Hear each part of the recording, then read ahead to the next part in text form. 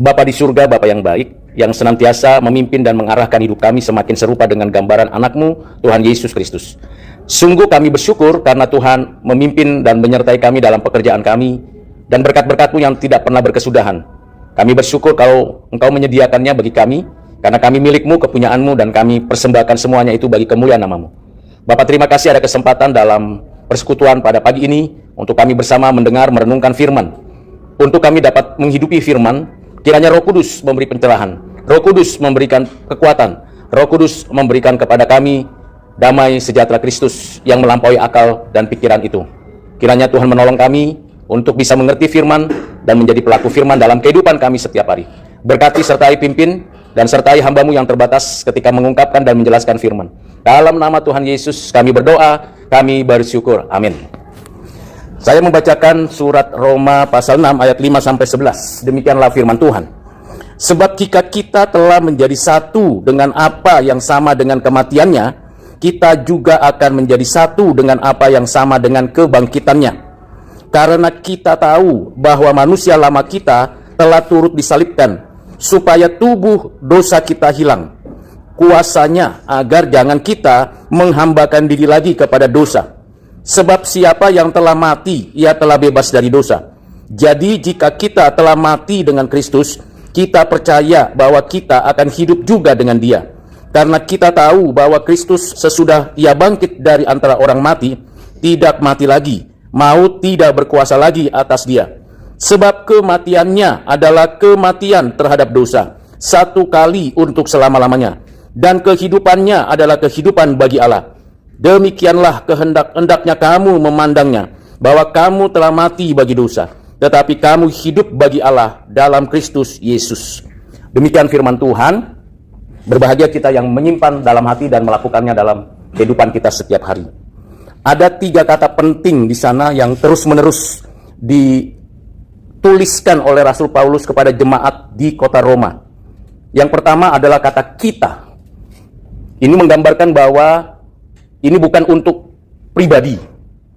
Firman Tuhan, nasihat Tuhan, pengajaran yang datangnya dari Tuhan melalui Rasul Paulus itu bukan untuk pribadi, tapi untuk gereja Tuhan, untuk kita secara komunitas. Ini penting sekali, kekitaan.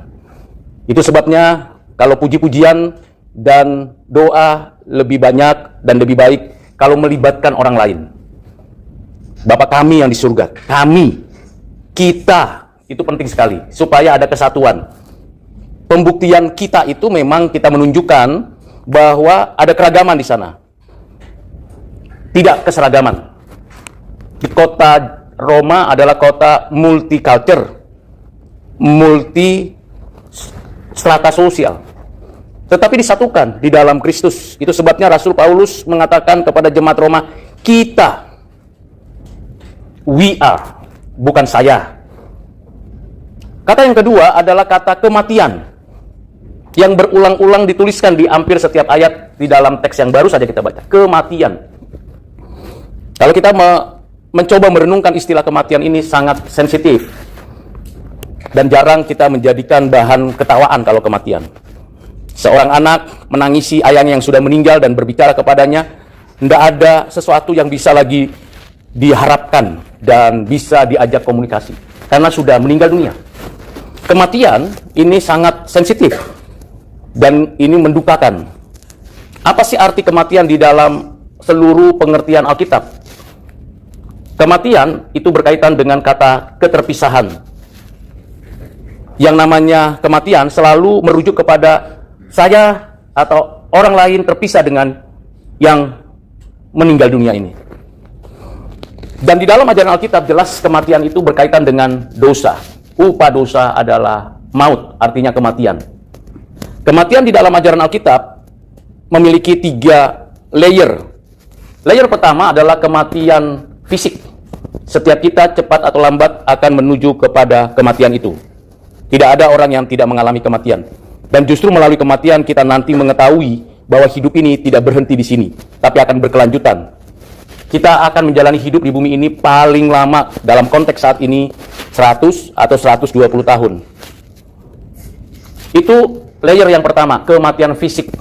Tubuh kita kembali ke debu tanah, roh kita kembali kepada Tuhan. Layer kedua adalah kematian rohani. Berarti keterpisahan kita dengan Tuhan. Kita tidak sanggup dan tidak mampu total berjumpa dengan Tuhan. Ada batasan yang membuat kita itu tidak bisa sampai kepada Tuhan. Kita tahu bahwa banyak agama, banyak kepercayaan mencoba untuk datang kepada Tuhan, untuk menyembah Tuhan. Tetapi karena kita sebagai manusia berdosa, naturnya, keadaannya berdosa, maka kita sedang berada pada posisi kematian rohani. Sehingga arahnya bukan kepada Tuhan, arahnya kepada penyembahan-penyembahan berhala atau buatan manusia. Termasuk di dalam zaman sekarang, AI pun menjadi idola dan Tuhan. Karena kematian. Karena ketidakmampuan manusia untuk bisa sampai kepada Tuhan, lalu diarahkan kepada sesuatu yang diharapkan bisa mampu menolong. Ketiga adalah layer yang terakhir, yaitu kematian kekal. Yang pada akhirnya semua orang akan berhadapan dengan pengadilan dan penghukuman. Pengadilan bagi setiap orang, dan pengadilan itu berbasiskan pada perbuatan, dan tentunya akan ada penghukuman. Bagi setiap orang yang hidup di dalam dosa terus-menerus dan tidak mengalami kehidupan yang baru, maka orang tersebut akan mengalami kematian kekal. Ini keterpisahan selamanya dengan hadirat Tuhan dan berada di dalam penghukuman di api neraka yang sudah disediakan Tuhan bagi mereka yang berbuat dosa. Ini konstruksi kematian di dalam Alkitab. Berbeda dengan apa yang dijelaskan oleh Rasul Paulus tentang kematian, yang dimaksud itu adalah kematiannya Yesus. Kematian Yesus menjadi kematian yang mematikan kematian kita.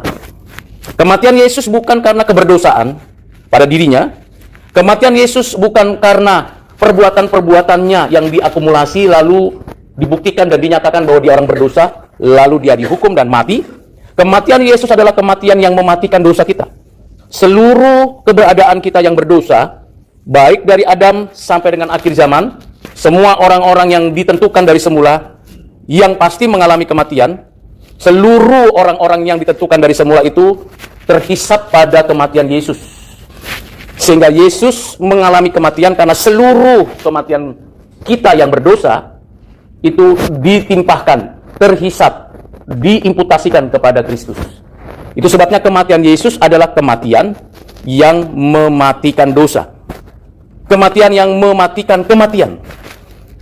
Dengan kata lain, kalau begitu kematian Yesus di atas kayu salib lalu dikuburkan, memberikan kepada kita pengertian pertama, bahwa setiap orang yang di dalam Kristus, setiap orang yang percaya kepada Kristus berbasiskan anugerah Allah kepadanya, maka seluruh keadaan yang berdosa, seluruh perbuatan yang berdosa, seluruh kondisinya yang berdosa, semua dilekatkan pada Yesus dan sudah selesai di atas kayu salib dihukum.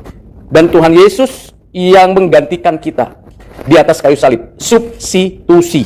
Dan Tuhan Yesus yang mengalirkan darahnya, yang memberikan kepada kita damai dengan Allah melalui darahnya. Nah, ini kematian yang berbeda dengan kematian kita. Kematian yang memberikan kepada kita jaminan bahwa apa yang kita lakukan dan apa yang kita hadapi setiap hari, entah sengaja atau tidak, kita sudah mendapat jaminan hidup berdamai dengan Tuhan. Sehingga keadaan kita di dalam Kristus berbasiskan kematian Kristus, karena kita di dalam Kristus, maka keadaan kita tidak lagi berada pada penghukuman. Ada dua layer yang diselesaikan Tuhan kepada kita pada waktu kematian Kristus. Layer yang pertama adalah yang dari belakang tadi, yaitu kita tidak turut serta dihukum pada hari kedatangannya. Itu layer pertama. Jadi ketika Kristus mati bagi kita, maka saat yang sama kita telah mendapatkan satu keadaan tidak lagi menerima penghukuman di akhir zaman pada waktu kedatangan Tuhan, dan kita beroleh pendamaian sempurna di sana dan hidup yang kekal. Layer yang kedua yaitu kematian rohani. Kita sudah tidak lagi punya arah yang salah. Karena kematian rohani membuat kita salah arah. Tetapi karena kematian Kristus adalah kematian yang mematikan kematian rohani kita, maka di dalam Kristus kita bisa beroleh jalan masuk untuk berbicara, beribadah, menyembah Tuhan Allah. Hubungan kita langsung kepada Allah Bapa Tidak ada perantara lain, tidak ada ritual lain, tidak ada satu orang pun yang dapat membawa kita kembali kepada Allah kecuali di dalam dan melalui kematian Kristus. Ini menjadi hal yang sangat krusial di dalam kehidupan kita yang masih hidup di bumi ini. Berarti kita sekarang punya posisi spesial dibandingkan oleh banyak orang yang ada di muka bumi ini, yang tidak mampu dan tidak mungkin bisa datang menerobos takhta Allah yang Maha Kudus kecuali kita mendapatkan akses, dan akses itu sudah diberikan Tuhan melalui kematian Kristus. Itu sebabnya kita tidak perlu perantara lain.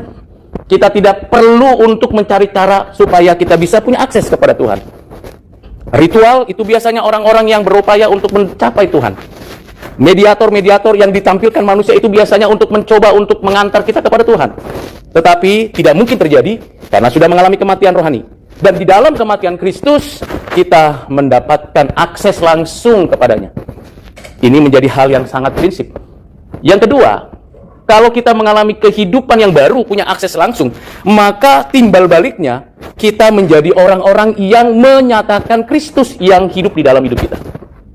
Itu sebabnya Luther mengatakan, saya dan saudara sekalian, ibu bapak adalah Kristus-Kristus kecil, yang menampilkan Kristus sebagaimana Kristus hidup di dalam hidupnya. Kreatif, partisipatif, interaktif, dan komunikatif. Kristus menyatakan dirinya melalui kita karena kita sudah mengalami kehidupan yang baru. Layer yang pertama, yaitu layer yang di awal karena berdosa, tubuh kita ini masih kita pakai, masih kita gunakan. Petrus mengatakan kita masih mengenakan tubuh yang fana ini. Ya, kita akan berusaha untuk menjaga kesehatan tubuh kita. Kita bukan kelompok Gnostikisme Kristen yang menoreh-noreh tubuh sehingga menyiksanya dan akhirnya kita tidak menghargai tubuh. Tetapi juga kita tidak menjadikan tubuh sebagai pusat dari keberadaan kita, sehingga kita mempercantik tubuh, memperindah tubuh, seolah-olah tubuh itu the final daripada keadaan kita. Jadi ada paradoks dalam konteks kita di layer yang pertama. Walaupun kita berada di dalam posisi sudah memiliki akses langsung kepada Tuhan, sudah memiliki jaminan bahwa kita beroleh keselamatan hidup kekal, tetapi dalam konteks hidup kita yang menggunakan tubuh yang fana ini, ada paradoksnya. Tubuh kita yang kita kenakan ini makin lama makin lemah, makin terbatas. Makin tambah usia, tambah pula kekurangan dan kelemahan kita. Tetapi pikiran kita makin diperkaya oleh kehidupan yang spiritual dengan Tuhan. Kita tidak mengabaikan tubuh, tapi kita juga tidak menghindari kondisi tubuh kita yang makin menurun kekuatannya. Lalu bagaimana kita mengoptimalkan fungsi tubuh kita sekarang? Ada fungsi indrawi, ada fungsi anggota-anggota tubuh, ada fungsi otak sebagai yang paling berotoritas atas tubuh kita. Kita punya otak, dan otak itu yang mempengaruhi semua gerakan kita, motorik kita, memori kita, sensorik kita, dan semua pergerakan itu di otak. Dan otak juga yang mempengaruhi jantung. Otak juga yang memfungsikan semua indera kita. Otak juga yang mempengaruhi seluruh anggota-anggota tubuh kita bergerak. Kita bisa berbicara, kita bisa mendengar, kita bisa merasa. Itu keadaan tubuh kita. Lalu kalau kita melakukan satu tindakan X, Y, Z yang berdosa, yang bertentangan dengan Tuhan, tubuh kita kah dipersalahkan atau otak dipersalahkan? Tentunya ada kesinambungan antara tubuh kita yang dikendalikan oleh otak kita dengan diri kita secara rohani. Maka bukan otak yang dipersalahkan ketika kita berdosa, tapi diri kita, keseluruhan totalitas hidup kita. Karena pikiran memimpin kehendak, pikiran dan kehendak memimpin emosi, pikiran, kehendak, emosi yang bebas di dalam Kristus seharusnya yang memimpin otak, dan otak ini yang memimpin seluruh anggota tubuh. Ada relasi apa yang ada di dalam otak kita dengan apa yang ada di dalam hati kita atau pikiran kita. Nah, relasi ini timbal balik. Berapa banyak asupan, pengetahuan, pengalaman, intuisi di dalam kita memfungsikan otak, dan bagaimana kita memproyeksikannya dengan pikiran-pikiran yang sudah kita nikmati. Nah, ini paradoksnya. Karena kita berjuang melawan tubuh ini, dan kita berupaya untuk mencoba menyesuaikan dengan pikiran Tuhan. Itu sebabnya, saat kita dengar firman, saat kita membaca dan merenungkan kebenaran-kebenaran, dan saat kita berinteraksi, maka saat itu sebenarnya otak kita sedang menyesuaikan dengan pikiran kita. Atau ketika pikiran kita dapatkan secara ontologis, abstrak, lalu pikiran-pikiran kita menggerakkan langkah-langkah kita, pergerakan kita. Ini satu kesatuan. Ya, kadang-kadang kontradiksi antara yang saya ingin dengan apa yang saya kerjakan melalui anggota tubuh. Nah, ini perjuangan iman. Jadi Rasul Paulus mengingatkan, kita seharusnya mematikan segala hal yang memfungsikan seluruh tubuh kita, otak kita, indrawi kita, yang selama ini kita gunakan untuk dosa, sekarang kita ubah. Nah, bagaimana caranya? Siapa yang membuat kita mampu mengerjakan itu? Pekerjaan Roh Kudus. Memang di dalam teks ini tidak ada istilah Roh Kudus, tidak ada penamaan Roh Kudus. Tetapi bagaimana kita menyatu dengan kematian dan kebangkitan Kristus, bagaimana kita menyatu dengan hidupnya Kristus, itu pekerjaan Roh Kudus. Demikian juga bagaimana kita memfungsikan semua fungsi anggota tubuh kita dan fungsi indrawi kita dan otak kita terutama, itu karena pekerjaan Roh Kudus. Itu sebabnya kita mesti berjuang untuk terus-menerus menjernihkan fungsi-fungsi otak dan anggota tubuh kita. Kita tidak cukup hanya membersihkan bagian luar yang terlihat. Kita tidak hanya cukup memberikan asupan-asupan protein, karbohidrat, dan segala kebutuhan-kebutuhan melalui makanan dan minuman kita. Tidak cukup. Karena tubuh ini punya memorinya sendiri. Tubuh ini punya memorinya sendiri, pikiran punya memorinya sendiri. Bagaimana itu bisa sinkron sehingga kita sebagai orang Kristen sungguh-sungguh menyadari bahwa kematian Kristus adalah kematian yang mematikan kematian karena dosa. Apa yang saya sampaikan tidak mudah. Ini adalah filosofi tubuh. Dan apa yang saya sampaikan itu nanti dijelaskan oleh Rasul Paulus pada ayat dan pasal berikutnya. Tapi hal yang paling penting adalah kata kematian. Mari kita mematikan dosa. John Owen dalam bukunya tipis sekali namanya Mematikan Dosa. Mematikan dosa berarti kita tidak dengan sengaja dan tidak dengan rencana membuat dosa. Waktu bangun tidur, apakah kita punya rencana berbuat dosa? Berencana mencelakai orang atau diri sendiri? Tidak kan? Tetapi bagaimana kita mematikannya? Maka self-control yang di dalam pikiran untuk mengkontrol juga otak kita supaya kita tidak melakukan perbuatan dosa, itu perlu dilakukan setiap hari. How to, bagaimana self-control di dalam pikiran kita untuk pikiran kita mengontrol otak kita, sehingga ketika kita pagi hari mendapatkan pencerahan, and then kita long day, sepanjang hari kita memiliki kualitas hidup yang bermakna. Bagaimana? Isilah dengan firman. Mintalah pertolongan Tuhan dengan doa. Harapkanlah orang lain berbagian dalam pekerjaan kita. Maka mematikan dosa itu nggak mungkin sendirian. Itu sebabnya kata kita. Ingat perkataan yang pertama, kita. Rasul Paulus membawa jemaat kepada kesatuan, saling menasihati, saling menegur, saling mendoakan. Mungkin di antara anggota jemaat ada yang terlena dengan kebiasaan-kebiasaan buruk. Itu sebabnya kalau kita bicara kita, maka teman-teman yang satu komunitas Kristen saling mengingatkan, kita loh ini bukan siapa-siapa, kita. Jadi mematikan dosa, selain kita memiliki satu semangat untuk memperbaiki diri dan terus-menerus mendapatkan transformasi dari Roh Tuhan, kita juga mesti menyadari bahwa ada teman-teman sekitar kita, komunitas. Itu sebabnya kalau pemazmur, khususnya Mazmur 1 mengatakan bahwa komunitas yang memberikan kepada kita energi yang baik dan memberikan kepada kita kekuatan di dalam menjalani hidup itu adalah komunitas orang-orang yang takut akan Tuhan. Bukan kumpulan pencemooh, bukan orang-orang yang suka membuli. Ini perlu kita cermati. Jadi komunitas dan diri kita ini menjadi satu di dalam kematian Kristus. Kata yang ketiga yang saya mau ajak kita memikirkannya adalah kita hidup bagi Allah. Hidup. Ini bicara tentang kaitannya dengan kebangkitan Yesus. Kalau kita perhatikan kematian Yesus dan kebangkitan Yesus, tubuhnya kan tidak ada perubahan dalam pengertian secara fisik, nggak ada lagi tubuh Yesus di kuburan. Kalau saya dan ibu bapak, saya tidak tahu, paling tidak walaupun dikremasi atau dikubur secara adat dan sebagainya, pasti kita punya sisa tubuh. Paling tidak ada batu nisan toh, telah meninggal dunia Rudi Silitonga tanggal sekian tahun sekian, begitu kan? Lalu nanti cucu cicit buyut datang, oh ini kakek saya, ini dia yang dulu pernah di UPH bla bla bla bla, gitu kan? Ada. Tapi Yesus ketika bilang, inilah tubuh Yesus sudah nggak ada di situ. Kuburnya kosong. Tubuhnya sudah bangkit. Dan model tubuh kebangkitan itulah yang menjadi model tubuh kebangkitan kita nanti. Jadi kita tidak akan ada bedanya tubuh kita dengan sekarang. Ini berbagai perspektif. Bahwa tubuh kita sekarang itu ya seperti ini nanti. Tapi mulia. Mulia. Nggak perlulah kita ke salon membersih-bersihkan wajah. Kalau sekarang dalam penggunaan gambar chat GPT atau yang lainnya, kita bisa kasih foto lalu kita bilang pakai prompt, bersihkan supaya jangan ada yang hitam-hitam, supaya jangan ada jerawatan, lebih mudah bikin. Yang rambutnya agak ubanan seperti saya, bikin hitam. Itu bisa. Lebih daripada itu yang Tuhan berikan. Tapi kita kenal, oh itu saya gitu. Jadi teknologi memberikan kepada kita satu masa depan yang jauh lebih sempurna dari apa yang kita minta kepada AI untuk mendesain tubuh kita. Hebat, memang proyeksinya makin lama makin jelas ke arah sana. Jadi teknologi bukan haram. Bagi orang Kristen, teknologi adalah proyeksi bagaimana Tuhan nanti akan mengerjakan jauh lebih hebat daripada apa yang diketahui manusia. Ini belum apa-apa. Belum apa-apa. Tapi kita sudah kaget kan? Wih, hebat loh. Sudah bisa begini. Bagi Tuhan, no, itu belum apa-apa.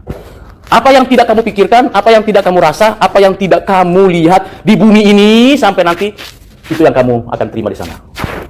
Apa itu bagaimana? Maka Tuhan mengatakan, hidupmu seperti malaikat. Wah, saya juga belum pernah ketemu malaikat sih. Bagaimana hidup seperti malaikat? Apa terobos kaca ini gitu? Karena dia transparan? Kita nggak tahu. Jadi hal yang ketiga adalah hidup seperti Kristus selama di bumi ini. Nggak usah terlalu berpikir, nanti di sana bagaimana ya? Sudah disiapkan Tuhan, dan tak usah khawatir. Don't worry, be happy. Hidupku di sini bagaimana? Hidup seperti Kristus. Waktu Yesus bangkit, apa Yesus nggak makan ikan? Makan bersama dengan orang-orang yang dikasihinya. Dia hadir di sana dan menunjukkan kasih dan kebenaran. Hidup seperti hidupnya Kristus. Itulah hidup bagi Allah. Ya kita kerja bagian kita kerja di mana dan profesi kita apa, itu yang kita kerjakan. Tapi bagi Yesus, only for my God in Jesus. Jadi bukan soal berapa gaji saya, berapa kenaikan saya, jabatan saya, tidak. Ini untuk Tuhan, tidak. Beberapa belakangan ini istri saya mengeluh dengan pekerjaan pelayanannya. Mungkin karena banyak orang yang asal-asalan atau tidak sesuai dengan pelayanan yang seharusnya seperti itu. Saya hanya satu kalimat, kamu melayani untuk siapa? Untuk performance orang lain lihat tepuk tanganmu atau untuk Tuhan? Untuk siapa? Ibu bapak, saya hadir di sini untuk siapa? Supaya KPI saya bagus? Supaya saya ditepuk tangan sebagai dosen agama dan teologi? No. Itu terlalu rendah. Hanya untuk Tuhan. Bagaimana kita menyikapi itu? Apakah kita untuk Tuhan? Betul untuk Tuhan. Nah, kalau untuk Tuhan bakti, bagian ketiga ini, hiduplah bagi Allah di dalam Kristus selama-lamanya. Kita sudah mati bagi dosa, nggak perlu lagi untuk diri sendiri. Nggak penting. Memang ada tanggapan, respon, ada koreksi, ada perbaikan dari orang lain, that's a good point. Tetapi, hal yang penting, apakah berkenan di hati Tuhan? Jangan-jangan nanti pelayanan kita, pekerjaan kita semua seperti sampah. Nggak ada meaningnya. Saya khawatir sekali. Banyak orang Kristen nanti di akhir zaman. Tuhan mengatakan, hidupmu memang kamu ritualnya bagus, kegiatan agamanya baik, rajin dan tekun, tapi sebenarnya semua itu sampah, aku nggak berkenan. Hati-hati ibu bapak, saya terus mengoreksi diri. Apakah Tuhan berkenan dengan pekerjaan ibu bapak dan saya? Kalau berkenan pasti ada sukacita kan? Susah senang selalu senyum, ada lagu sekolah minggu kan? Selalu senyum, diejek, diolok tetap bersukacita. Ditegur, dikoreksi, tetap bersukacita. Tidak burn out, tapi bersukacita. Mari kita laksanakan 3 hal tadi. Kita mengerti dengan baik. Kekitaan itu penting. Sadari kematian kita sudah selesai. Bersyukur untuk itu. Dan hiduplah bagi Kristus. Amin. Mari kita berdoa. Bapa, terima kasih kami, umat-Mu, milik kepunyaanmu yang Engkau sudah tebus ya Tuhan Yesus. Dengan darah-Mu, kami sudah Engkau nyatakan sebagai milik kepunyaan. Kami mau hidup seperti-Mu ya Tuhan Yesus. Tentulah kami memerlukan kekuatan, pertolongan, dan hikmat dari-Mu. Kami berjuang dengan tubuh kami berjuang dengan lingkungan sekitar kami, pimpin sertai kami. Kiranya Roh Kudus mengingatkan kami akan segala kebenaran, supaya kami memuliakan Kristus. Ajari kami untuk berkenan di hati-Mu, entah apa yang kami kerjakan, sederhana maupun rumit, lengkap maupun tidak sempurna. Tuhan tolong supaya kami berkenan di hati-Mu. Berkati setiap Bapak, Ibu, dan Saudara yang ada di sini ya Tuhan, pergumulan-pergumulan mereka, perjuangan iman mereka. Biarlah Tuhan menolong kami. Dalam nama-Mu Tuhan Yesus kami berdoa bersyukur. Amin.